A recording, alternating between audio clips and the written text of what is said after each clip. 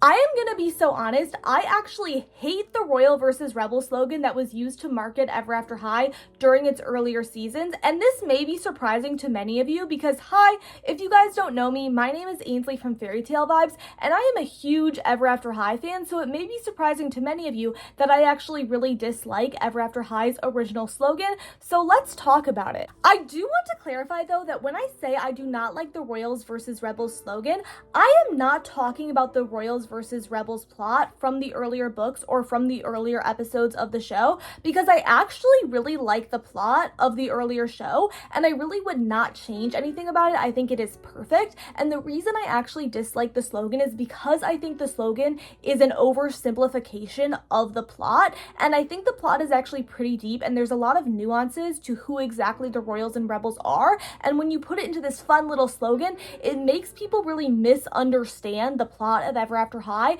and because of it there's all these like common misconceptions about the Royals and Rebels. So in today's video I'm going to tell you who the Royals and Rebels actually are, and we are going to dispel these common misconceptions about the Royals and Rebels that people have because of the slogan. I also do want to give one other clarification. Even though I hate the slogan from like a plot perspective, because again it oversimplifies the plot, I actually like the slogan from a marketing perspective. I am somebody who did just graduate college with a business degree, and from a marketing perspective, the slogan is very smart, because when Ever After High first came out, I will say the full slogan was actually Ever After High, are you a Royal or are you a Rebel? And they would put this at the end of the webisodes, they would put this on the doll boxes, and this was a great marketing tactic because it got people just so much more interested in Ever After High, because if people saw the webisodes on YouTube and they saw that, they were like, oh my gosh, and I can just like go to the store and buy a Royal or a Rebel doll. And if they were into the plot of the show, they would like want to choose team Royal or Rebel, and they would buy dolls for that, and then people would see the slogan on the dolls and then they'd be intrigued about it and they'd want to learn more, and then they'd go watch the show or go read the book. So it was just like a really good marketing slogan. It got people really interested in Ever After High, in buying the books, in buying the dolls, in watching the webisodes.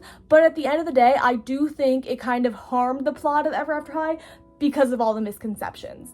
Hi guys, this is just a quick interjection because I want to remind you all to comment and like if you are enjoying this video. Also, I know a lot of you keep coming back to watch my Ever After High videos, but you guys aren't subscribed. So if you like my Ever After High content, please subscribe down below. Additionally, I want to encourage you all to check out my business, the Doll Crafter Marketplace. It is the one and only online marketplace made by doll collectors for doll collectors. It will be linked maybe somewhere up here, but also in the description. I also want to tell you guys right now, I am actually selling some Ever After High dolls on the Doll Crafter Marketplace, so if you want to see what dolls I'm currently selling, stay till the end of this video because I'll talk more about it. But thank you guys, and go back to watching my video about the Royals and Rebels. Hope you enjoy. So the first thing I want to do when clarifying what the Royals and Rebels actually are is clarifying what the Royals and Rebels are not, because a lot of people think that the Rebels are all sons and daughters of the villains from the fairy tales. That is not true. A lot of people think the Royals are all sons and daughters of the heroes from the fairy tales. That is not true. In fact, that is actually Descendants. In Descendants, we have the hero kids versus the villain kids. But guys, Descendants is not Ever After High. They are two different things. And in Ever After High, some of the Royals are sons and daughters of villains. And also in Ever After High, a lot of the Rebels are sons and daughters of heroes. Additionally, because of how the Royals and Rebels were marketed, and it was always Royals versus Rebels, a lot of people think that the Royals and the Rebels are two sides of the same coin, when in actuality, the Royals existed long before the Rebels, and if you want to understand the true plot of Ever After High, this is actually really important to understand, because you understand a lot more about Ever After High when you come to realize that the Royals existed for so long, but the Rebels were actually the underdogs in the situation. The Rebels were only created after Raven decided not to follow her destiny on Legacy Day. So prior to Legacy Day, who were the Royals? Well, the Royals were quite literally anyone at Ever After High who had royal blood. In fact, originally, Raven Queen was considered a royal since she has royal blood, and most of the prominent royals that we see in the show have royal blood. Apple has royal blood, Ashlyn has royal blood, Briar has royal blood, even Blondie, another prominent royal, considers herself to have royal blood. In fact, there is a whole episode where Blondie defends the fact that somewhere in her family tree she has royal blood. Now, why was this so important to Blondie? Blondie, it's important because, again, having royal blood is a fundamental part of being considered a royal. And this actually used to be much more important at Ever After High because prior to the rebels existing, there was actually commoners. And I mean, there's still commoners who exist, they just don't really mention it later on in the show because most of the commoners become rebels once Raven starts the rebellion. But the reason I want to mention the distinction between royals and commoners is because this is, again, one of the plot nuances that the royals versus rebels slogan completely ignores. But the plot nuance of the commoners and the royals is that prior to Apple becoming student body president, they were segregated. There was segregation at Ever After High. And the commoners had a separate common room from the royals, and the commoners were absolutely not allowed in the royals' common room because how dare the poor trash come into their nice, rich common room? How dare they? And basically, this is part of the reason why I don't think Apple is 100% evil, but basically when Apple was student body president, she saw that that was wrong, and she was like, yeah, I'm gonna invite the commoners to the royals common room because that's kind of messed up. But what I want you guys to understand that even prior to Legacy Day, there was so much tension between these commoners and the royals because the royals were basically the only ones who benefited from the legacy cycle. The royals benefited from the legacy cycle because the legacy cycle ensured that their families would stay rich and stay in power. I mean, think about it. Any of the princesses or even the princes who followed their destiny were basically ensured to continue to be rulers in the world of Ever After. They were ensured to have a nice, comfortable future where they lived in a big castle with many servants, and this future could never be broken because the legacy cycle basically ensured that their kids and their grandkids would live the same destiny over and over. And for basically any sort of monarchical ruler, like that's the dream. Like if you could basically just snap your fingers and ensure that your kids and all your grandkids would continue to rule your kingdom for all of eternity, that's basically what any monarch dreams of, like a secure dynasty. And basically the legacy system secured a dynasty for the royals where they could stay in power. Meanwhile, the commoners were also forced into the same legacy cycle, but they didn't really benefit from it. They were just forced to redo the same destinies over and over. And even if the commoners didn't really have bad destinies, it was just more like, what was the point? Like they were constantly stuck in poverty. They were stuck living in the woods. And sure, some of them may have liked to live in the woods, but what was the point for the commoners of repeating these same destinies over and over? There was no point. They didn't benefit from it at all. And this is why I want you guys to understand Ever After High is more of like a story about kind of like the lower class stepping up and saying, we are done with the royals. We are done with the royals benefiting from this system. And I think the royals versus rebel slogan really kind of causes people to overlook that part of the plot, but that's fundamentally what the plot is of Ever After High. It's a plot about, the lower class standing up, and the lower class standing up to the rich who have everything like constantly secured for them and said, hey, what if we make a better system? Now let's talk about who the royals are after Legacy Day. So after Legacy Day, the royals are sort of defined as anyone who basically thinks that everyone should follow their destinies. Now, I think this is important to understand because a lot of people think that the royals are fine if other people don't follow their destinies, and that's not true. The royals think that everybody should follow their destinies. They're not okay. They're not okay with other people not following their destinies because the royals think that everyone should follow their destiny. And this is very clear from Apple. Like, Apple may claim that, she's Raven's friend, but deep down, the whole time Apple's Raven's friend, Apple's just hoping that Raven follows her destiny. Yes, Apple is willing to get along with Raven even though Raven's a rebel, but the whole time Apple thinks Raven's doing the wrong thing. Additionally, when Ashlyn eventually comes out as a rebel and says, you know what, I'm not going to follow my destiny, or I'm just going to be with Hunter, I don't know what's going to happen, it does seem like Apple forgives Ashlyn at the end of True Hearts Day, because originally when Ashlyn came out that she was dating like Hunter, who's a commoner, and who's a rebel and who's like not Ashlyn's destined prince or anything, like basically it sort of goes against the Cinderella destiny to be dating like a commoner, right? I do want to clarify why Ashlyn and Hunter's relationship was so controversial, and it is not simply because Hunter was a rebel and Ashlyn was a royal, because these two were hiding their relationship even before Legacy Day, even before the rebels existed. The reason their relationship was so controversial is because Hunter is a commoner and Ashlyn is a royal. Ashlyn was only supposed to be dating princes. She is not supposed to be dating outside of her social class, because theoretically that goes against, like, everything that they set up in society with the royals. And it's also not necessarily because Hunter is not Ashlyn's destined prince. Because, for example, Daring thought his destined princess was Apple, but he still dated a million other girls, and nobody cared. Additionally, in this same special, Dexter keeps trying to, like, ask Raven out, and Dexter, I mean, he's a little worried because Raven is, like, a rebel and the daughter of the evil queen, so people probably would look at Dexter a little weird for, like, dating Raven, but it wouldn't be as big of a deal as Ashlyn and Hunter because, again, Raven is still royal by blood. Her and Dexter are still of the same social class. And, like, for example, like, Raven's dad is the good king. So for all Dexter knows, like, because Dexter didn't know his destiny, like, he could have been the next good king. So that's why it's not even as controversial for Dexter and Raven to date as, like, Ashlyn and Hunter to date. Because, like, again, the whole reason for the rebellion is because of these, like, social classes. Like, the commoners and the royals were separated, and that's really why it was so controversial for Ashlyn to be dating Hunter, because he was outside her social class, and a proper princess, a law-abiding princess, should not be doing that, should not be dating. Because also, theoretically, Ashlyn at this point didn't necessarily know who her Prince Charming would have been, because a lot of the Prince Charmings didn't know who their destined princess was till Legacy Day, and I'm guessing, like, whoever her prince was supposed to be didn't know. Like, it could have been Dexter, but like I just said, Dexter didn't know his destiny because he never got a chance to sign the Storybook of Legends, and even then, the Storybook of Legends was fake, so it doesn't even really matter. But because Dexter and a lot of maybe the other princes who Ashlyn could have been with didn't get to sign, Ashlyn didn't even know. But I don't think she would have been penalized for dating any of those princes because, like I said, she didn't know. Her Prince Charming could have been any of those princes. But the reason it's so controversial that it's Hunter is because he is not from her social class. He is a commoner. And Apple, I guess, really had a problem with this because Ashlyn was going against the tradition. Even though, funnily enough, Apple was the one who wanted to desegregate. But I guess it only goes so far for Apple.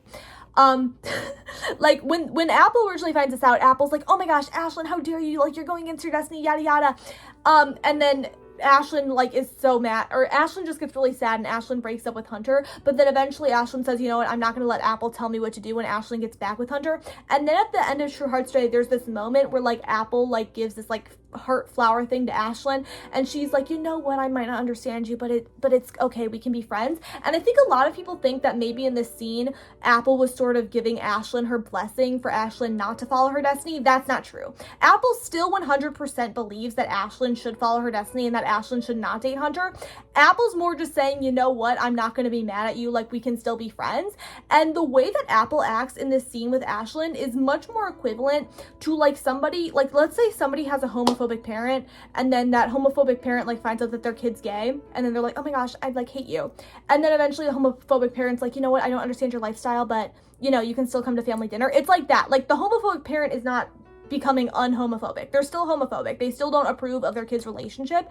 They're just saying that because they're trying to, like, be amicable and have the kid back in their life, but they don't actually support what they're doing. That's what Apple's doing here. Apple's not supporting what Ashlyn's doing. Apple's just, you know, saying, you know what, we can still be friends, if that makes sense. Because, like I said, a fundamental part of being a royal after Legacy Day is the belief that you and everybody else needs to follow their destinies, and if somebody doesn't follow their destinies, that is wrong. They are doing the wrong thing. That is morally wrong, and they could basically break the balance of the entire world, possibly causing everyone to go poof. Now, I will say, before Legacy Day, I do get that for many of the royals, it was a legitimate concern that they would go poof. And even for many of the rebels, I think they were possibly concerned about that too. But I think for the rebels, once Raven didn't sign the book and didn't go poof, that was enough proof to show the rebels that, oh, they were lying. We're not going to go poof. That was made up. So, but when Raven basically doesn't sign the book and doesn't go poof, by that time the rebels feel confident that they're like, okay, we're safe. We're not going to go poof. But the reason the royals are still so insistent on everybody, you know, signing the book and following their destinies is because the royals their whole life have been promised this future. They've been promised this happily ever after. They've been promised this system where they benefit from. And whether they realize it or not, the reason the royals are so hesitant to break free from this cycle is because they benefit from it. The rebels don't care. The rebels are willing to break free because they lose nothing. The royals could lose their castle. They could lose their entire future. That is why most of the royals think that it is morally wrong to not follow your destiny, because if everybody decides not to follow their destiny, then there's no system keeping the royals in power. And again, That does seem kind of crazy because that does sound like I'm saying, oh my gosh, all the royals are horrible people, which it is kind of what I'm saying. And most of them do eventually come around because most of them realize that that is wrong. And again, most of them are kids and most of them have been like low-key brainwashed by their parents telling them that they need to follow their destinies, right? Especially Apple. And I've talked about Apple in my other videos, and I think Apple is a very good case of this because Apple like claims that she is not selfish. It is very clear to us, the audience, that Apple is selfish. But from Apple's point of view, Apple's saying, no, Raven, it's not because I want my happily ever after that I want you to follow your destiny. It's because I'm worried about everybody. Everybody could go poof, and even if they don't go poof, it could mess up the balance. Now, deep down, I don't think Apple realizes it, but deep down, the reason Apple is saying all that stuff is because she is worried that if the system changes too much, she will lose security for her future. Deep down, Apple is like afraid that something very bad will happen. And in the books, they actually do go into this a bit. Like, they talk about how when Apple was little, she had like a traumatic incident where she fell down a well and almost died. And basically, whenever in the future, whenever Apple thinks about like Raven not signing the book or people not following their destinies, Apple goes back, like she has PTSD. She goes back to like that moment in the well and she feels like, oh my gosh, if I don't get my happily ever after, if people don't follow their destinies, like I'm going to be drowning in the well, like unpredictable stuff could happen like that. And I can get inside Apple's mind, especially when I'm reading the book, and I can see Apple's perspective. But again, Apple's brain is basically just telling her that because she's trying to convince herself that, oh no, it's not just because I want my happily ever after. No, low-key it is just because she wants her happily ever after. She's just basically rationalizing it as, no, I just want to keep the system in balance. No, Apple, you want to keep the system in balance because you're rich and you benefit from it. And the reason that none of the rebels want to keep the system in balance is because they're commoners. They don't benefit from it. Because isn't that ironic that most of the people who are rebels are the exact people who don't benefit from the legacy cycle? Wow, shocker. Now, I will say, while most royals have happily ever afters, and that is their motive for wanting to upkeep the system, right? There is actually an example of one royal who doesn't have a happily ever after, and that is Duchess. Duchess is destined to have her true love die and to be stuck as a swan for the rest of her life. Like, that's not a happily ever after. She doesn't get to live nicely in a castle. No. She gets to, I don't know, like live in a lake or something, okay? So Duchess doesn't have a good happily ever after, and we sort of see this manifest by like Duchess lying to herself and everyone else, because like in the books at first Duchess is denying it. Duchess is like, no, I'm a good royal, like I want to follow my destiny. And I think Duchess is very like emblematic of people in the real world who like are rich, and even if they stop sort of benefiting from like the rich systems, they continue to like support the rich ideologies because they want to fit in with the upper class people. Because I don't know if you've realized this yet, but Ever After High is very much a commentary on real world like class inequalities and politics, and it's pretty obvious. And again, this is why I think the Royals versus Rebels slogan is like an oversimplification, because there's a lot deeper stuff going on here, specifically with people like Duchess, because Duchess again claims that she's a royal, claims that she wants to follow her destiny, but then Duchess is constantly trying to steal Ashlyn's destiny. And it's like, it seems like Duchess is rationalizing it to herself, where Duchess is like, oh, well, like, if I steal Ashlyn's destiny, I'm not a rebel because I'm still following a destiny. Ashlyn just didn't want to follow her destiny, so I'll take it on. So, like, Duchess is rationalizing some weird things in her head, but Duchess still considers herself a royal, and she is still a royal, even though she doesn't have a happily ever after, because she's basically convincing herself that, oh, if I steal somebody else's happily ever after, then I'm still a royal, right? So now let's talk about who exactly the rebels are and what defines the rebels. So like I've said before, the rebels were created on Legacy Day when Raven decided not to sign the Storybook of Legends, and the rebels are basically the people who support Raven Queen's ideology. And I want to make it very clear on what the rebels believe. The rebels believe it is your choice whether or not you want to follow your destiny. The rebels do not believe everybody should just not follow their destiny. That is not the case. They believe it's up to you. It's your choice. And there's actually many rebels who do want to follow their destinies. For example, Maddie Hatter. She is Raven Queen's best friend.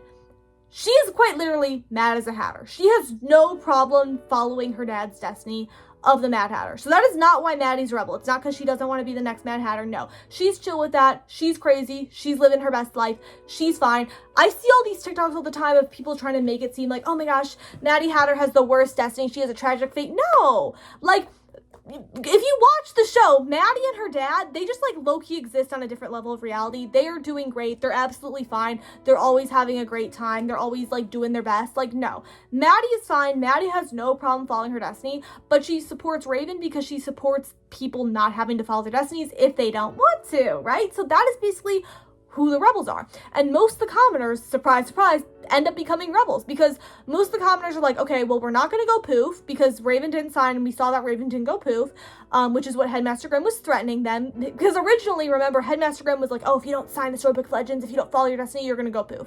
And then once Raven didn't sign and didn't go poof, all the rebels were like, okay, well, I guess Raven's right. It doesn't matter. And, like, again, most of the rebels are commoners, so they never benefited from the legacy cycle. So there's basically no reason for them to say, oh my gosh, you have to follow your destiny. So basically, all the rebels are just chill. The rebels just say, you can do whatever you want. They're not trying to force people to not follow their destinies. The rebels have no problems if the royals want to follow their destiny. Like, there is never a time in the show where Raven is like, oh my gosh, Apple, don't follow your destiny. Why'd you want to do that? No, of course, like, the rebels are, like, supportive. Like, for example, like, if, like, I think maybe there's kind of a part in Dragon Games where, like, Apple's like, oh, maybe my destiny won't turn out exactly how I thought. And actually, I don't even think Raven says anything at that part, because that's, like, when they're fighting the evil queen. But, like, Raven would just be like, okay, chill, do whatever you want. Apple, if you want to follow your destiny, that's fine. Apple, if you don't, that's fine. Whatever. Like, literally, Raven doesn't care. So basically what I'm trying to say is Raven is chill with the royals following their destinies if they want to. Raven just says, don't bring us into this. If you want to follow your destinies, that's cool, but don't make me or anybody else follow our destinies if we don't want to. So the next thing I want to talk about with the rebels is rebels from past generations, because like I've said, the rebels didn't really exist till Legacy Day, but there are characters from the past who, if they went to Ever After High in modern day, would kind of be considered rebels. The first and most obvious example from the show is like Cerise's parents, the Little Red Riding Hood and the Big Bad Wolf. They ended up falling in love, secretly getting married. They have Cerise and Ramona as their daughters, but again, nobody knows they're married besides like a few people. Like, it's a big secret. But I fully believe, like, if Little Red and the Big Bad Wolf had been born into this generation of students, they would have just, like, come out and said, hey, we're gonna date. The reason that they don't come out now is, well, first of all, like, the Big Bad Wolf is a teacher at Ever After High, like, he doesn't want to get fired. And just second of all, like, I don't think Little Red and the Big Bad Wolf, like, want to face, like, the backlash from, like, the world and, like, Milton Grimm about that, because they are older. But again, if they were younger, they would 100% consider themselves rebels. Additionally, another character who actually considers herself to be a rebel from the older generation is Maid Marian. So similar to the Big Bad Wolf, Maid Marian is like a teacher at Ever After High. She teaches the princess classes. So Maid Marian like never comes out and says, oh my gosh, Headmaster Grimm, I'm a rebel. No, she would get fired. But in secret, Maid Marian does tell Darling that she would consider herself somewhat of a rebel, because back in Maid Marian's day, Maid Marian basically like fulfilled her damsel in distress destiny of being like rescued by Robin Hood, but then she went off to like do and have adventures with Robin Hood, and she sort of acted more as like a rebel and like did whatever she wanted and like didn't follow the stereotypical princess role, or well, I guess like maiden role, because she's not specifically a princess, she's Maid Marian, whatever. But my point in saying that is there are people from the past generations who would have been considered a rebel, but like rebels just weren't a thing like back in their day. Also, the thing with like the people who would have been considered rebels from previous generations is that they still followed their destinies. Like Maid Marian still followed her destiny, Little Red did, the Big Bad Wolf did. They basically just did some sneaky things to kind of get around their destinies and kind of do what they want, but they still technically fulfilled their destiny, because prior to Raven not signing the book, these people actually thought that there would be repercussions for not following their destiny. They thought they would go poof. And there is actually one case of people not following their destiny before Raven, which I'm going to talk about at the end of this video. It's the tale of two sisters. If you know, you know. We're going to get into that, but I just wanted to talk about like the Big Bad Wolf, Little Red, and Maid Marian, because they are sort of from the older generation, but they sort of like have some of the similar ideologies to like the current rebels at Ever After High. Now that we are done talking about what rebels are, let's talk about what a Roybell is, because that is what Poppy decides to identify as. Now, I think the concept of a Roybell is very confusing, because basically the royals believe that you should follow your destiny no matter what, and then the rebels believe you can choose. You can choose to follow your destiny or not follow your destiny. So if you even slightly believe the rebel side, like if you believe that some people can follow their destinies if they want to and some people don't have to, that kind of automatically makes you a rebel. So to me, it just seems like Poppy should be considered a rebel.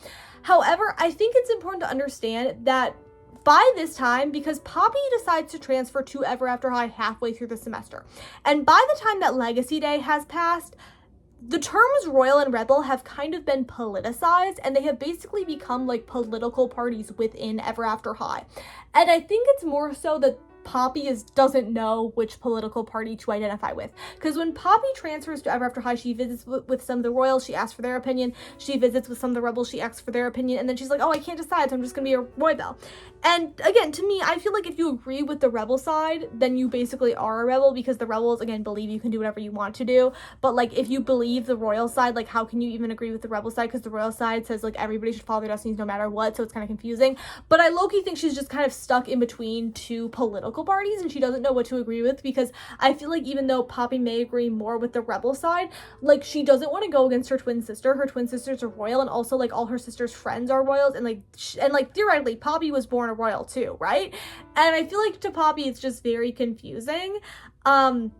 So I basically think the reason Poppy considers herself a Roybell, and the reason Roybell's even a thing, is just because Poppy doesn't know what to identify as. She's just stuck in the middle. She's scared to go against the royals because she just transferred to Ever After High, and that's why I think she identifies as a Roybell. I just want to be very clear, because some people think a Roybell is like a royal who acts like a rebel. That's not true, because people have told me, oh my gosh, Darling's a Roybell. If Darling's a Roybell, Raven would be a Roybell. Like, if you, like, some people think it's like, oh, you were born with royal blood, but then you decided to be a rebel. No, a Roybell is just a term that Poppy made up because she couldn't make up her mind. So yeah. Now I want to talk more about the royals versus rebels as political parties, because after Legacy Day, that is truly what they become. If somebody says they are a royal, you know exactly what they stand for. If somebody says they are a rebel, you know exactly what they stand for. And yes, after Legacy Day, some of the royals and rebels can still be friends and they can still get along, but deep down they know that they have very different beliefs on whether or not it is okay to follow your destiny or not.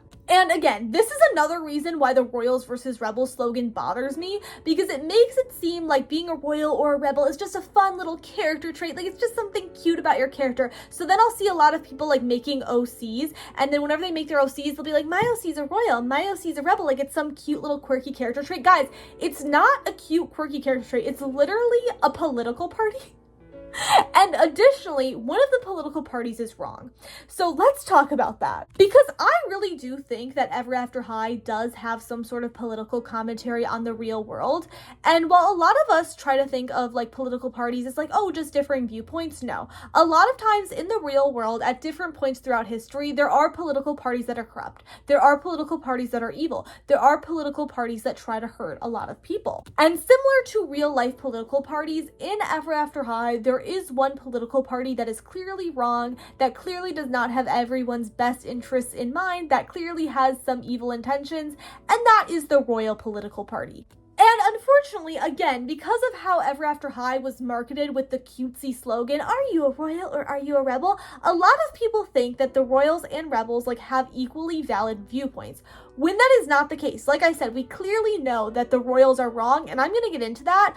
But one thing that really bothers me is like people will come onto my videos and they'll be like, oh yeah, Ever After High is great. I just feel like it's unfair. They gave us more of like the rebel viewpoints. They gave us more points to defend the rebels, and they gave us like no points to defend the royals. Like the royals just seem like the bad guys the whole time. And like, it's supposed to be royals versus rebels. Like they should be equally valid. And I'm like, guys, that's the point. They're not equally valid. The royal side is the evil side. The royals are wrong. That is the whole point. That is the whole plot. The whole plot of Ever After High is Raven breaking free from this corrupt cycle, rebelling, starting a rebellion, and basically finally bringing everyone out of like, you know, this terrible cycle where they're stuck doing the same thing as living the same horrible destinies. Like the royal side is clearly the wrong side, but because of the cute little slogan, people think, oh no, the royals and rebels are nice. They should all get along and both sides are equally valid. Both the royals and rebels are good. Like, no.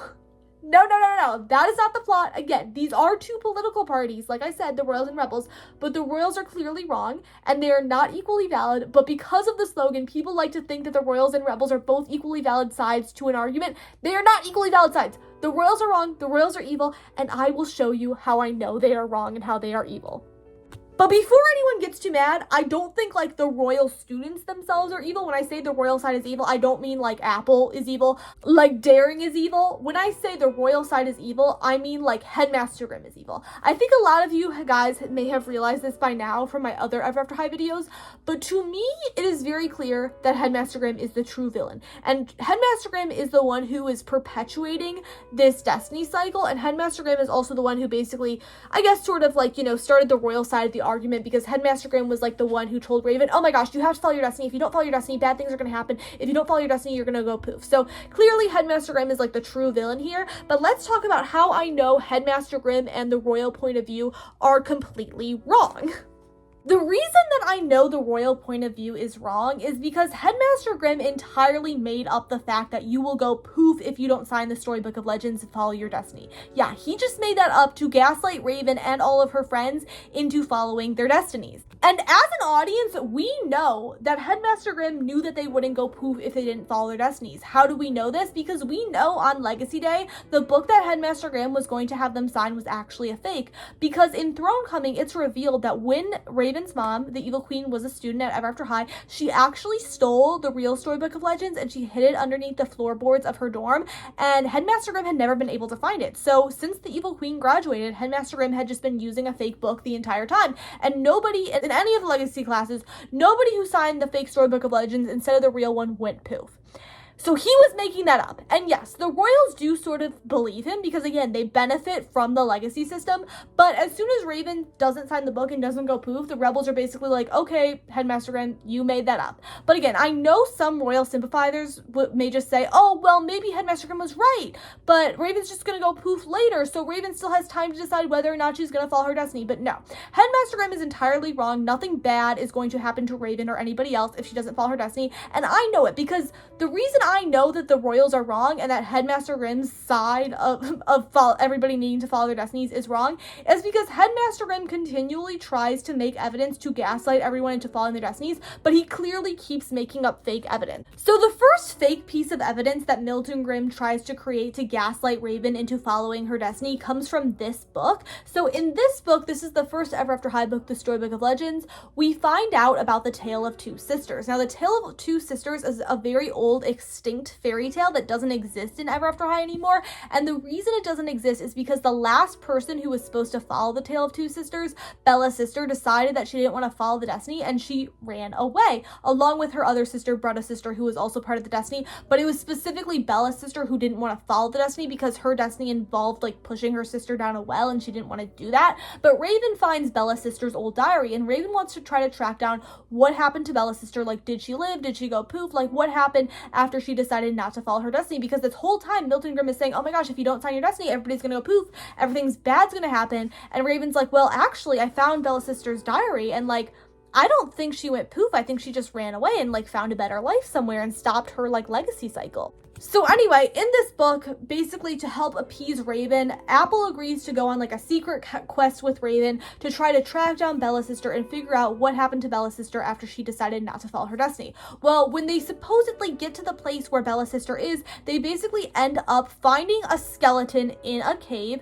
with red writing on the wall. Now again, this book is for kids, but presumably what they mean when they say red writing on the wall is like it was supposed to look like something was written in blood on the wall, like next to the skeleton. But basically what the red writing on the wall says is, I should have signed the book. So very clearly the scene that is painted when Apple and Raven arrive to this cave is that Bella's sister ran away, she didn't follow her destiny, but then at some point she gets to this cave, she starts dying, and in her blood on the wall she writes, I should have signed the book, sort of as a warning for Raven to sign the book, otherwise Raven is gonna die in a cave.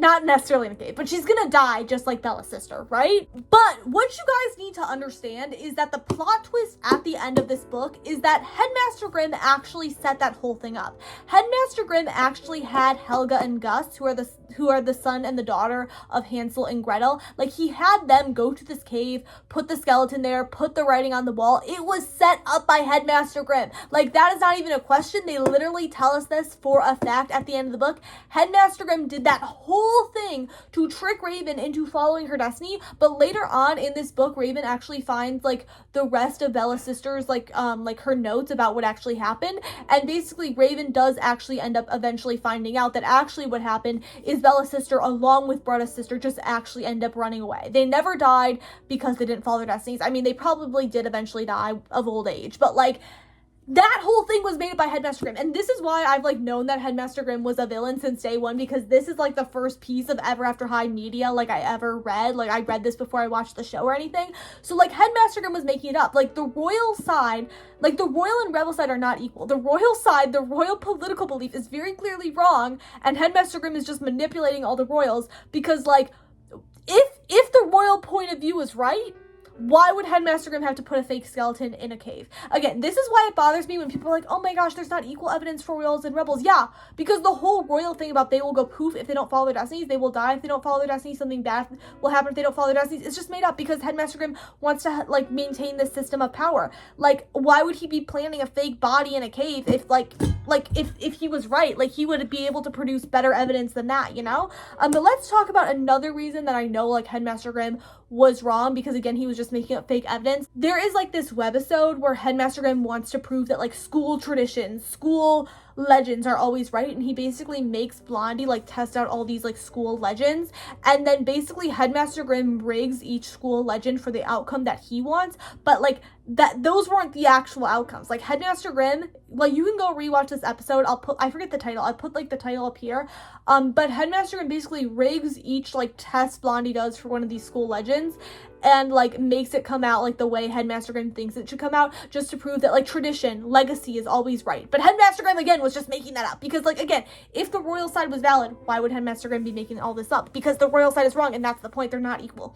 Again, third, Headmaster Grimm, again, later on, tries to trick Raven. So, in Throne Coming, we see Headmaster Grimm try to trick Raven with a false vision. So, there's this scene in Throne Coming, and I honestly think this scene was really for, like, people who hadn't read the book and who hadn't already picked up the fact that Headmaster Grimm was lying about everything. But basically, in Throne Coming, they all get given gifts from their parents, and I don't know what Raven's original gift was, but Headmaster Grimm basically swapped Raven Queen's original gift from her mother for, like, a coin for the magic wishing well to, like, see, like, I don't know, like, a vision or something. And basically, when Raven gets this coin, she's like, oh my gosh, I'm gonna go ask the wishing well, like, you know, if I'm doing the right thing, like, what will happen if I don't follow my destiny? And basically, Raven goes and she throws the wish in the well to see what happens, and then Headmaster Grimm basically literally puts a fake projection into the well, and it shows Raven that, like, if Raven doesn't follow her destiny, basically, like, the apocalypse is gonna happen. Like, everything's on fire, everybody's, like, running, everybody's dying, like, it's so horrible. But, like, literally in Throne Coming, we see Headmaster Grimm, like, projecting this false vision into the well that wasn't a real vision. Headmaster Grimm, again, made that up to scare Raven. So I'm just saying, why would Headmaster Grimm be doing all this?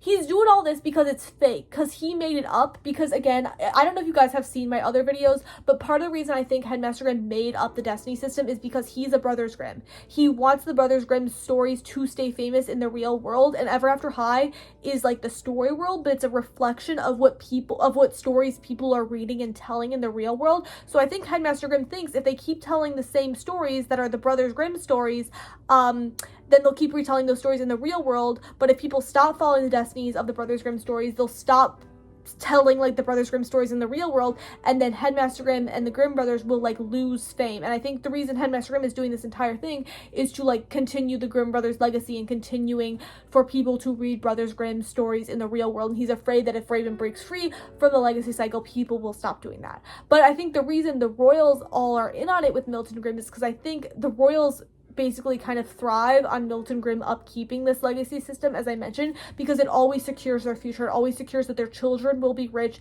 It secures the security, like, of the future of their kingdom.